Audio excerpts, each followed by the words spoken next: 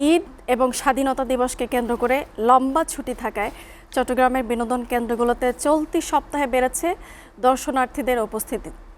শিশু কিশোরদের পাশাপাশি নানা বয়সী মানুষের উপচে পড়া ভিড় এখন চট্টগ্রামের বিনোদন কেন্দ্রগুলোতে। এদিকে চট্টগ্রাম পর্যটক দর্শনার্থী আকর্ষণে বিনোদন কেন্দ্রগুলোতে নেওয়া হয়েছে নানা ব্যবস্থা। চট্টগ্রাম থেকে মৃন্ময় বিশ্বাসের প্রতিবেদন। ঈদের ছুটি মানে শহরের নতুন রূপ।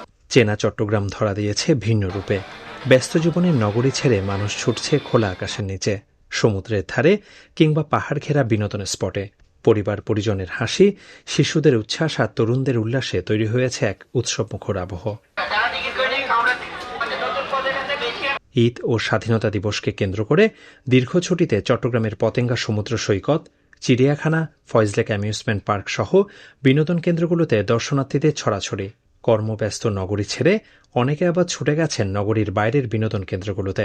ভালো লাগতেছে অনেক। আমরা ফ্যামিলি সহ আসছি, হোল ফ্যামিলি, কাজিনস সবাই মিলে আসছি। অনেক ভালো লাগতেছে, ওয়েদারও অনেক সুন্দর। বন্ধু বান্ধব নিয়ে আসছি, বিকেলে সবাই মিলে ঘোরাফেরা করছি। পরিবার পরিজনের সাথে শিশুদের উচ্ছ্বাসে চট্টগ্রামের বিনোদন কেন্দ্রগুলোতে তৈরি হয়েছে উৎসবমুখর পরিবেশ। এখানে নতুন একটা অ্যাডভেঞ্চার ক্যাম্প করা হয়েছে, ফয়েজলেক বেস ক্যাম্প। দর্শনার্থীরা এখানেও এসে অ্যাডভেঞ্চার উপভোগ করতে চায় এবং বিভিন্ন বয়সী, বিশেষ করে টিনেজারদের জন্য ওয়াটার পার্ক রয়েছে এবং যারা একটু সিনিয়র সিটিজেন তারা লেক ভ্রমণ করতে স্বাচ্ছন্দ্য বোধ করেন।